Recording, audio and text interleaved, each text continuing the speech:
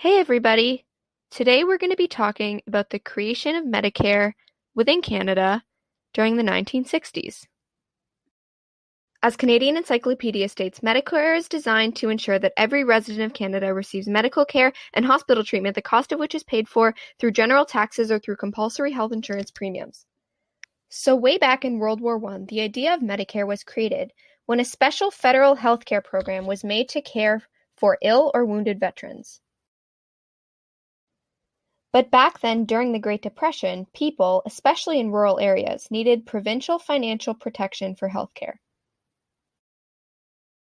So fast forward to right before World War II, healthcare in Canada was, for the most part, paid for by citizens and rates were set by individual doctors. Saskatchewan was the first of the provinces to introduce a province-wide universal hospital care plan, and by 1950, both Alberta and British Columbia had similar plans. The fight for a broad, publicly funded system began at the provincial level and was originally led by Saskatchewan Premier Tommy Douglas, who believed healthcare should be accessible to all and publicly funded. Douglas served as Premier of Saskatchewan from 1944 to 1961, yet was associated with both provincial and federal government roles. It is important to keep in mind that in Douglas's 1930 sociology thesis, he discussed segregation and an idea of sterilizing people with mental impairments. By 1956, 50% of Canadians were covered by voluntary private plans, but public pressure was growing for a nationwide program to protect people from catastrophic healthcare costs.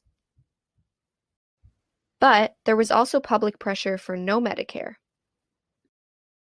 In July of 1962, the infamous Saskatchewan doctors' strike took place.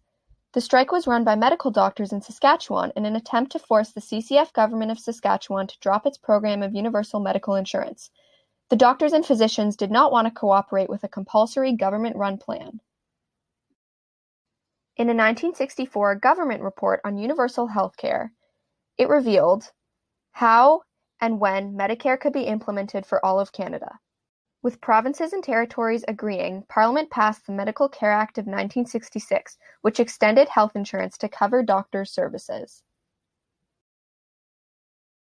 The health care of Canadians is determined by the provincial government, not the federal. Therefore, the plan varied province to province.